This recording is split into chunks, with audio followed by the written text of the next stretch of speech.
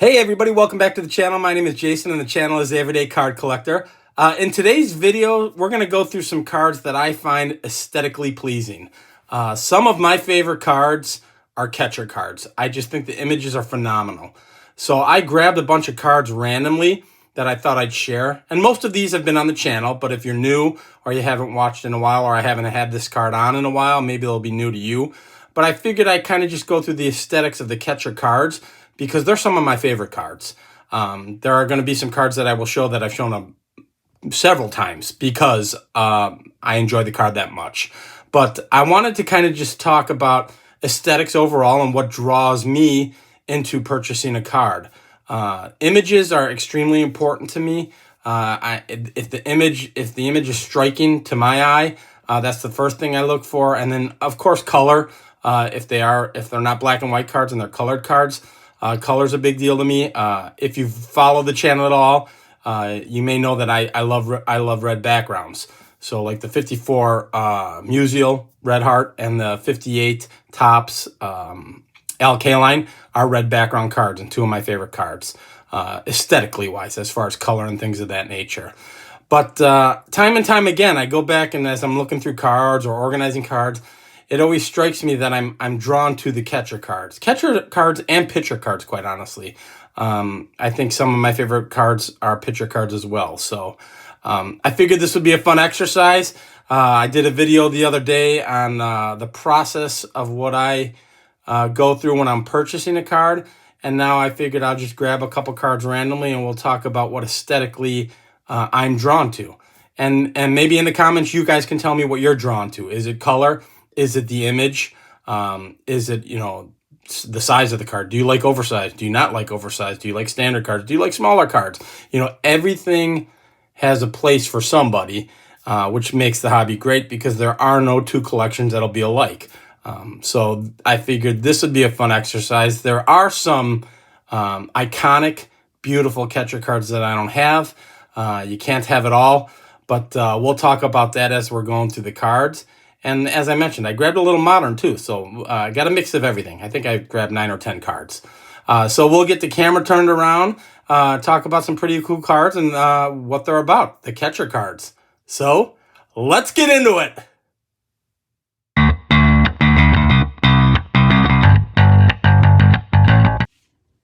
Okay, guys, so I guess we'll start with the modern cards first, and I kind of took stock of what I pulled here. I pulled 3 modern cards.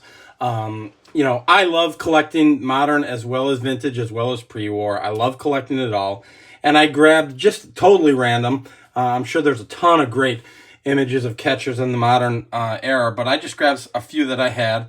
The first one is a 2021 Topps Chrome Joey Bart. And I think that image is fantastic. And I like the shine on the modern stuff, guys. I know some of the straight-up vintage collectors aren't really into the shine. I think it looks phenomenal, and I just think that's a great action shot and a great image. What I do find is that, maybe part of the reason I like him, I love a lot of Griffey's cards because he had his hat backwards. Well, all the catchers wear their hat or their helmet backwards, so maybe that had something to do with it. This is a great card aesthetically. I like the design, and then I like the image of Gabriel Moreno. Young catcher for the Diamondbacks. I believe he started with the Blue Jays, if I'm not mistaken, when he was a rookie. Got traded to the Diamondbacks and played in the World Series a couple of years ago. But great image of him, and this is the Topps Finest Sterling, and it's just a beautiful card. I like the colors. I like the presentation that was selected with this. I just think it's a good-looking card. So, and then the last modern that I grabbed is from Bowman's Best, and maybe there's a little bias here.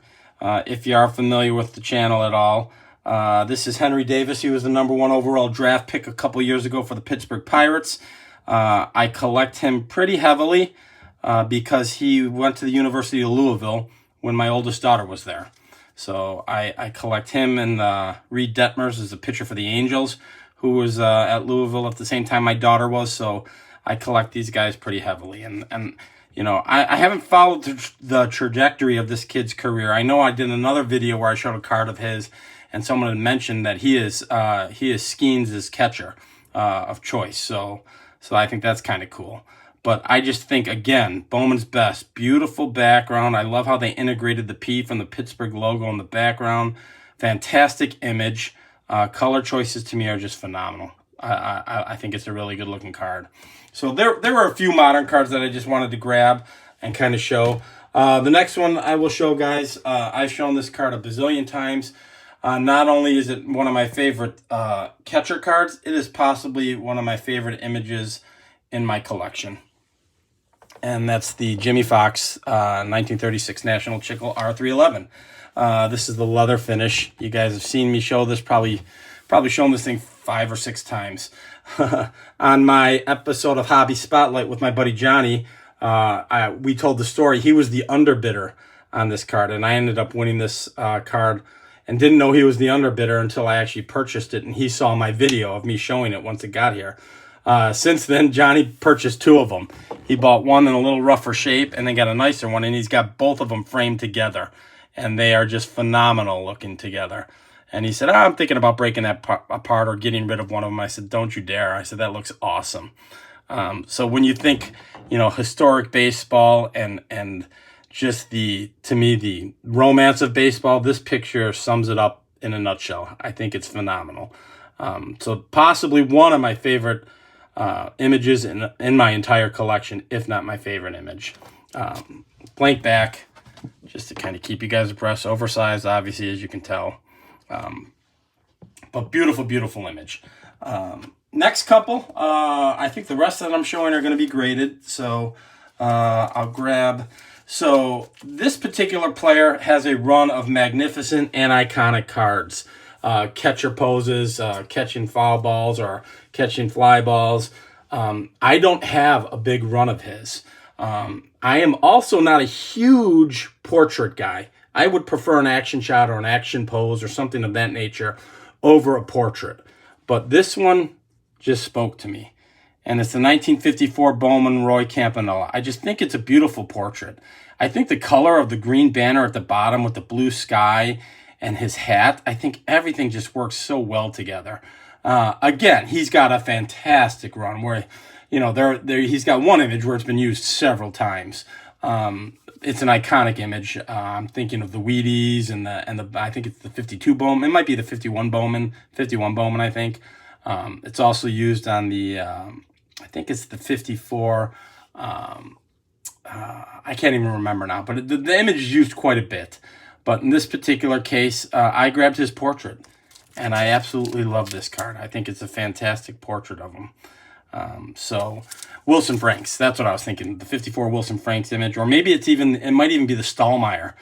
Those images, it's a pretty common image of him, and it's an iconic shot. And I just don't have any of those. But they are on the list for someday to join the collection. But for now, of my Campies, this is my favorite one, so I grabbed that. That was also a gift from my oldest daughter, so we'll go with this one because I've shown it 1,000 times as one of my favorite images. My guy Sherm. Absolutely love the 53 top set. The artistic rendition of the players are phenomenal for most of the players. I think they did a fabulous job here, again, with the backwards hat, the White Sox logo and the triangle. Everything just fits well. The purple in the background, it's just a beautiful, beautiful card. And, I don't mind showing this. This one actually displays in my case with all my other cards. I have 2 cases, and of those 2 cases, I think everybody in there is a Hall of Famer except 1 or 2 guys, and they both happen to be White Sox players. So Sherm Lawler was a great catcher. My buddy Drew from Clean Cheap Shots did a video a couple days ago and mentioned to several players that he thinks should be in the Hall of Fame or are very close to getting into the Hall of Fame. And he mentioned my guy Sherm and actually showed the same card. So shout out to Drew. But, this card, I never get tired of showing it. I absolutely love it. Again, this particular catcher has a run of fantastic cards. Most of the stuff that I have is later in his career, but I do have his rookie card. So it's a dual player rookie card, which I'm not always thrilled about. 68 tops, Johnny Bench, Ron Tompkins. But I love the image of Bench in this card and how young he looks with the backwards hat. I think it's phenomenal. I do not have his 69, which is a beautiful, beautiful card. He's got a run of fantastic. I think his 70 is a really great looking card. He's got a run of great cards, but all of them I don't have. The ones that I want to target, I don't have at the moment. I've got a lot of his later stuff, his early 80s stuff. So, late 70s stuff, things of that nature. So, but I grabbed this one. It was random. I debated on whether I wanted to grab it or not, but the image of him himself, it's phenomenal. I think it looks great. So it's definitely worthy. I didn't necessarily grab, what I felt were the greatest catchers in Major League Baseball history, although there are a few here that fall in that category, and he's certainly one of them, if not the greatest. Next, again, another gentleman who people debate if his run is good or bad. He's got a lot of questionable cards for my taste, but I love the Yogi 54 Topps. I think it's a beautiful card.